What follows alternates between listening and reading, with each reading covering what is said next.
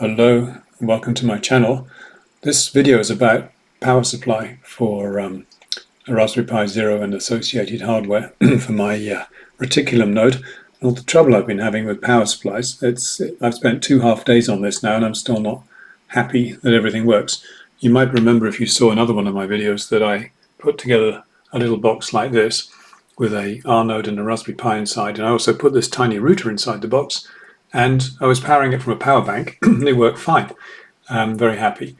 And then I thought, well, let's put it outdoors on the bigger antenna with a filter from my other videos and make a permanent working system that's solar powered. And that's when the problem started. Outside I got a 12-volt battery similar to this that's been charged with solar power, and it worked for a little bit, but then it stopped. And when I checked what was going on, using the ls USB command to the Raspberry Pi, which is here, it turned out that the rack wireless module had been disconnected from the USB port somehow, which just seemed a bit odd. I hadn't physically unplugged it like I have here. It just wasn't there anymore.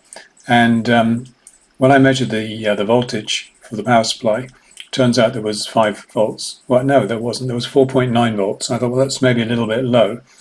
So I want to increase the supply voltage, and then maybe that won't happen, because it seems that these little boards are very, very fussy about power supply voltage, especially when you plug in another device to a USB port that consumes quite a large amount of power. It gets very fussy. So then I started playing around with variable power supply modules. I happen to have a couple of these. I thought we'll only need one. So actually I used this one. And what I discovered was if I increase the voltage above 5 volts a little bit, then everything works stably. So I've got it set to 5.14 volts at the moment. There are 10-turn little potentiometers here that let you set the voltage. And that was fine. The Raspberry Pi, let's call it a Raspberry, it's easier, booted and ran normally, and the R node didn't disappear after a while, so that was great. Only problem was I lost the Wi-Fi connection, because you might remember, if you've seen the video, this little TP-Link travel router was causing a problem because it didn't like the power supply voltage of 5.15 volts. Sorry, Mr. TP-Link, but I had to break my warranty and take the lid off and took out the little board to find out what was going on. And it turns out that if the supply voltage is 5 volts or slightly above, then this doesn't start properly. The green light carries on flashing slowly 4 times, and there's a pause, and then 4 flashes again, which indicates it's not connected to the access point. When you get a solid green light, it means it's working and connected to the access point that it's supposed to be connecting to, where the internet connection is coming from.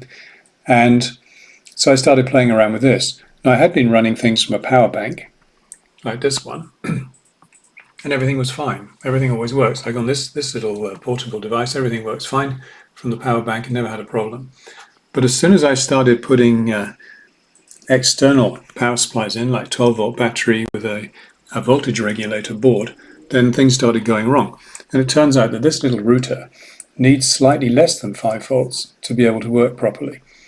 I don't understand why that is. I even soldered wires onto the back of the board, which I needed a microscope to do because it's very tiny. So sort of hardwired for the 5-volt supply rather than using the cable, because I noticed that the USB cables have quite a big voltage drop, maybe 0.1 or 0.2 volts drop, even with the tiny current this is consuming, due to the resistance of the very thin wires. I haven't got one to show you here, but USB cables I've had problems with before. When you take some power through them, the voltage drops and then things stop working. So I thought, well, let's solder some nice thick wires on, connected to a variable power supply. I happen to have these nice modules, and then it can't go wrong. And of course that was famous last words, because then I discovered that it doesn't like the higher voltage than 5 volts, or even 5 volts itself. What I did notice was when I measured the voltage here, it had 4.85 volts actually on the board when this was plugged into the 5-volt power bank because of the voltage drop on the cable. Maybe there's a chip in the plug in the cable that's designed to drop the voltage, I don't know. But it all seemed very fishy to me, so I thought, well, let's wire it up direct. I've got a voltage readout, then I know what I'm doing. And it turns out that 4.85 volts is kind of the optimum voltage for this little router to run reliably. So currently it's 4.89, but not to worry. That's coming from this 12-volt battery down through this little buck converter. These are very useful, by the way. You can buy them on Amazon. Probably they generate a lot of RF noise because of all the switching circuitry. That's another nightmare, but we'll meet that when we come to it. So I ended up having to have two regulator boards, one for just less than 5 volts so that the router works reliably, and then this one for just more than 5 volts so that the Raspberry works properly with the rack node plugged in, which it isn't at the moment. I haven't dared plug it in yet. It's kind of soak testing, and I've got it running C matrix. So I'm connected via SSH from this laptop, and C matrix just freezes sometimes, but it's running and it hasn't crashed or done anything silly. The other thing I noticed was because I had to do the whole setup procedure again, I thought I'd corrupted the files on the micro SD card because I'd been turning the power on and off so many times without doing a shutdown because I'd lost the SSH connection via Wi-Fi because the router wasn't working. So I reinstalled the operating system from fresh again on an SD card, and after I did the update after you do sudo apt update and then sudo apt full upgrade, then it didn't work anymore. It just didn't boot properly. I didn't know what was going on, so I plugged in a monitor cable, and on the monitor you can see that it is working properly now. But I noticed it was in a sort of a boot loop. It was going around and around in circles, rebooting for some reason. I don't know why that was. And it wasn't due to corrupted software on the SD card. So I discovered now that if I increase the voltage slightly to 5.15 volts, then it overcomes that problem. So it seems that this is a very sensitive to supply voltage kind of system. I also put a little capacitor across here, 10 microfarad electrolytic capacitor across the power supply, which I'm also supplying via cable instead of the extra thin USB cable with a huge voltage drop. You solder it onto the GPIO pins. Make sure you get the right ones if you ever do this. And I noticed with the oscilloscope that there was a bit of noise on the supply voltage as the Pi was processing stuff. So I just put a smoothing capacitor on that to try and reduce the ripple. Maybe that helped, maybe it didn't. And I also installed the software without the rack module plugged in, because I thought maybe that was causing the problem when I was doing the upgrades, but I think it wasn't. So that seems to be running stable now. And this seems to be running stable as well. The other problem I had when I started looking at the monitor, which I don't normally plug in because I'm doing this headless, but I noticed that there was an IP version 6 address appearing here. I don't need IP version 6, but it kept changing after the Pi had booted.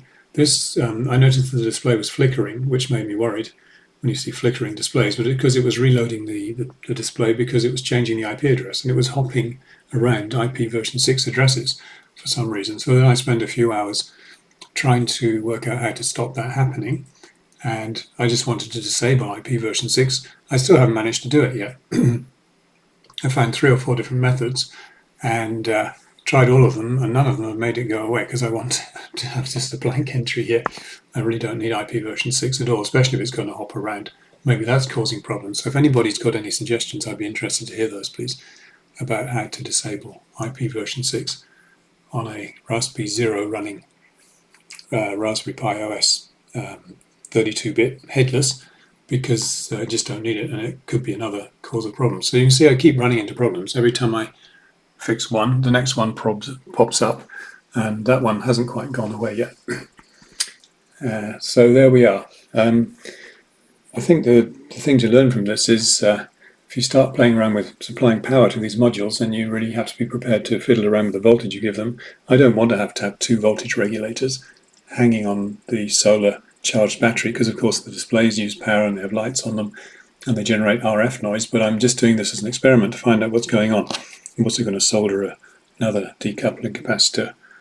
This is 100 microfarads, no, 10 microfarads across here as well to try and smooth out any ripple if there is any. So you see that things aren't as simple as they seem to be unless you use a power bank, and it just works. Probably due to the low impedance of the battery compared to the output impedance of these power supplies, maybe. So I'd be interested in hearing your comments. Please remember to ask questions and make comments and suggestions for more videos, and I'd be interested to hear if anybody's had similar problems and found ways of solving them. And the IP version 6 problem is still there and I haven't made it go away yet. So please suggest a solution. That's enough for now. Let's see what I do next. Thank you for watching and see you in the next video.